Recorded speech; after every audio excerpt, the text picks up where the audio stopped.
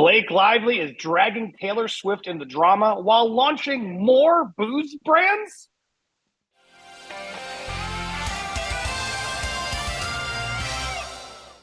Hello, everyone. Welcome to Popcorn Planet. It's Kim, here with Andy as you continue your Where in the World is Andy from Popcorn Planet tour. I don't even... I think you're getting ready for your next trip. She's trying to mess with my family's European vacation, but I'm not letting her. Yes, I'm now in the Netherlands airport, heading to Kim's homeland. We're going to Switzerland next, Kim. Yes, on our I'm way so to Zurich. excited. I'm And so then excited. Lucerne. Anyway, so we'll be in Switzerland next. Very excited. I'll keep you guys updated. Yes, I'll make sure members and stuff. You guys, many have asked, can you please show more pictures? I want to experience with you. Yes, I will try to find a way to do that. I don't like to gloat about it. People get annoyed, but I've deserved this trip. I've worked a lot. I don't feel bad at all that I get to go on vacation a couple times a year. But yeah, Blake Lively is just delusional, Kim. And I'm happy to be back because I had some time in the airport. I was like, oh, let's do this one because she's being sneaky again.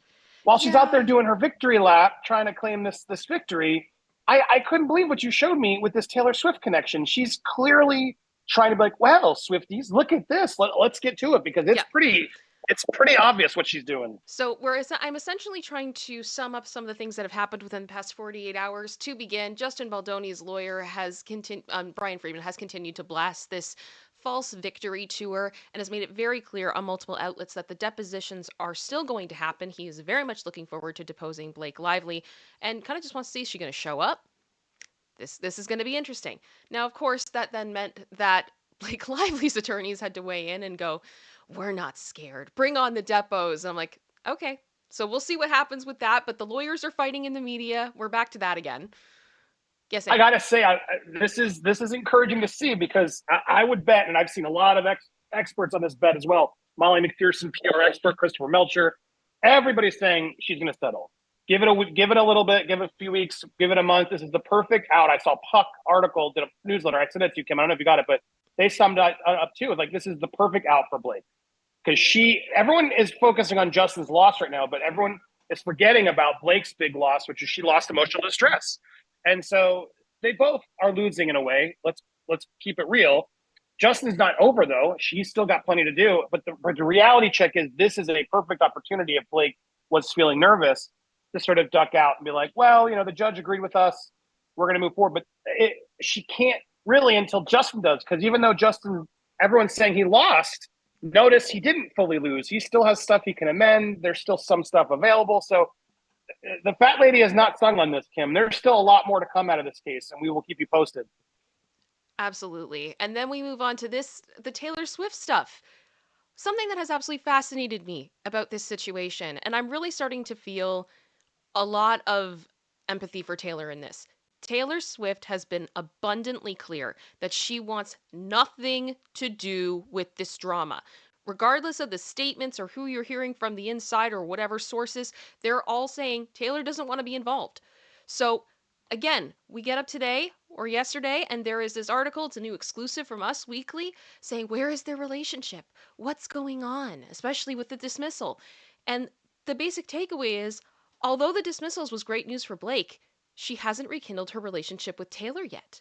And a source exclusively told Us Weekly, Taylor has not been in touch with Blake and still does not want to discuss anything to do with the lawsuit.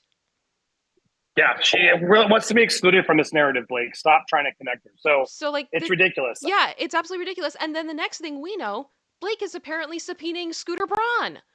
Which, of course we know she is going to bring in more of the Taylor aspect to everything.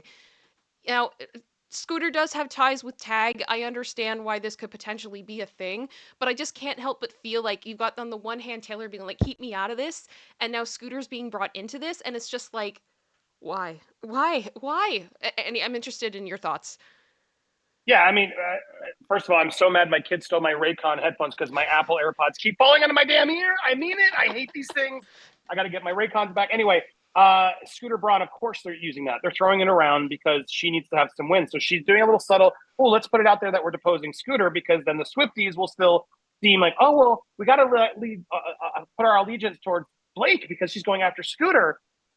This whole thing's a mess. Now, one could argue Scooter was doing the same thing when he was like, Taylor should get her master's back. The timing of that was pretty sus to me because I don't think Scooter really had anything to do with that. And clearly, Scooter and Taylor, they're never going to be friendly. That ship has long sailed. But both sides sort of using Scooter to try to like curry the Swifties is fascinating to me. Taylor's silence, Taylor's parents seemingly giving Brian Friedman the damage. That should be enough. I mean, here's where I'm stuck, Kim, because it feels like they must have had some really good juice against Blake from Taylor's team to drop the deposition and stuff, which they did. And the quote was from the lawyers in the context, well, we got what we wanted. If they got what they wanted, then that they should have gotten proof or a way to someone under testify to say, yeah, they asked us to delete the text. If they have that, Kim, if they have it, that's as malice as it gets. Yeah. So it's to me, I'm a little worried that maybe they don't actually have that, because if they did, I don't see how Friedman wouldn't have pounced on it. But like, and maybe that's part of it going to be an emergency appeal. There are still some tricks up their sleeve, but if we don't see that soon, it worries me, because that would be blatant, clear evidence of like tampering with evidence that would show malice. You know what I mean?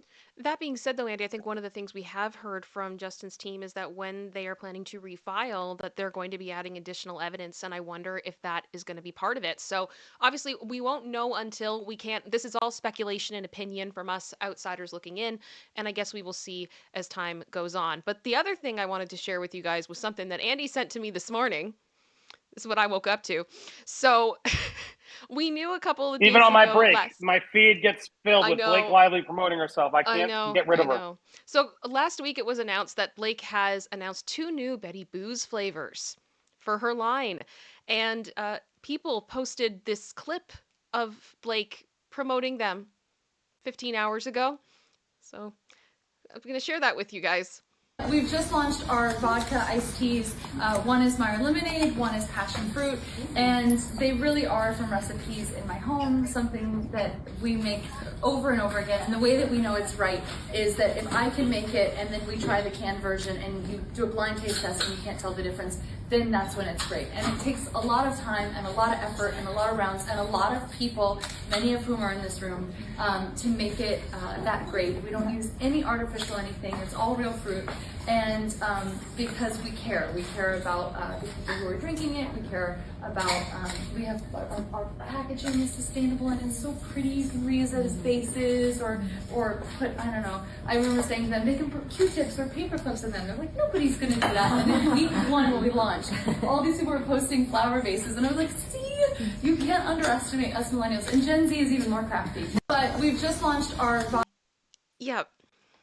So the new flavors are out. Now, here, if I could just say, Andy, I want to be really clear about this, because I have been open that it's like, if what Blake really wants to do is launch a business and be like a big entrepreneur and create all these products, then good for her.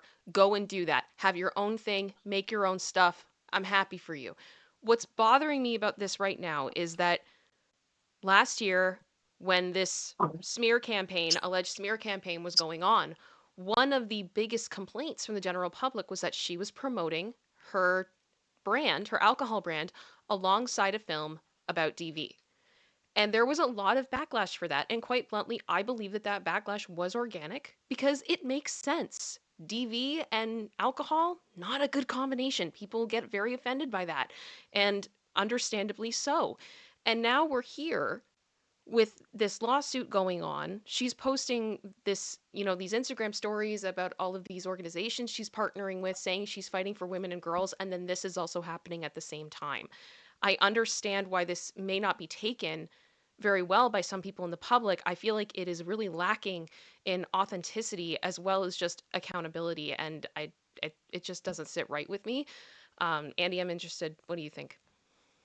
Yeah, I mean, I took my earpods out because I couldn't listen to her voice again. I heard you plenty this morning. And so, sorry, I lost you for a second. But yeah, what you just said was spot on. I mean, she has no awareness left. Like, after everything you would think this one would learn over the summer, she just has learned nothing. She's just completely back where we were in the beginning, and just thinks she's a victim and thinks that she's, big brand ambassador. It's like, no one wants to be associated. Anybody who posts her when and leaves comments on, you immediately see this is not someone I would sign up with if I was a brand, because it's just there's too much stink to it right now. Now it doesn't mean she couldn't fix it later, sadly, whatever. But right now, it's the worst time to launch something, and to launch a booze. Everything you said is spot on, and even more important, the girl doesn't drink. I can't get over that. It's like I don't want a recipe and a thing from a woman who can't even know what it tastes like.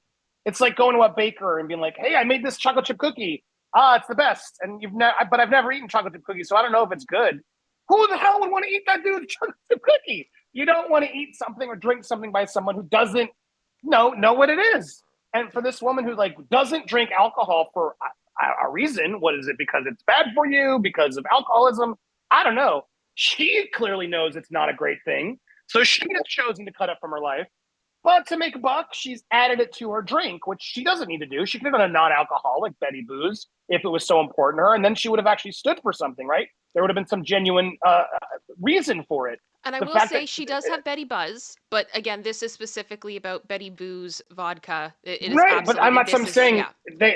they make non-alcoholic drinks, Kim, Yeah. that are like mocktails. She could have done that as Betty Booze, Betty whatever, and made Betty Buzz. To me, sounds like booze. Like to me, it goes against like, well, why aren't you drinking? Do you not? Is that not good for people? And some would say it's not good for people. My sister gave up alcohol and loves mocktails. Like Tom Holland did the same thing. He just launched his own non-alcoholic brand.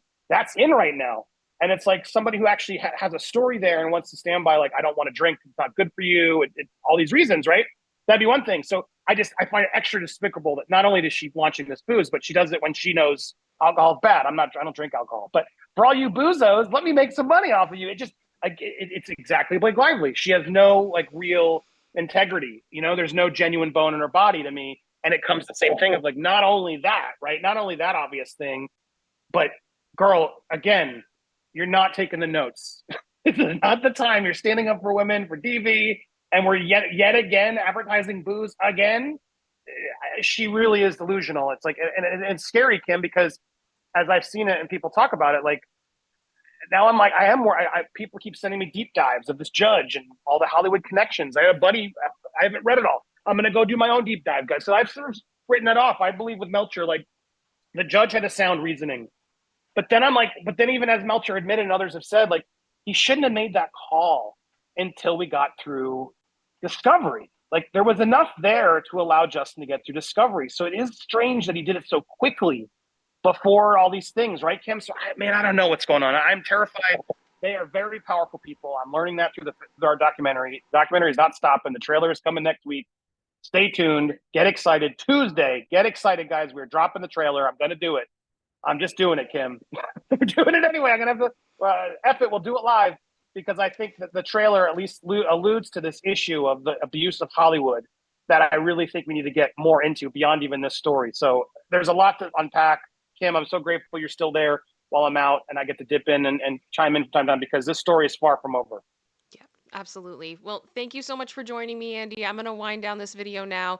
Hope you guys are having a great day. We're going to continue with our Diddy coverage as well. So if you want to tune into that, we're doing live recaps every day, and we will be back with more news very soon. Make sure you have liked and subscribed to this channel so you get more updates, and we'll see you next time.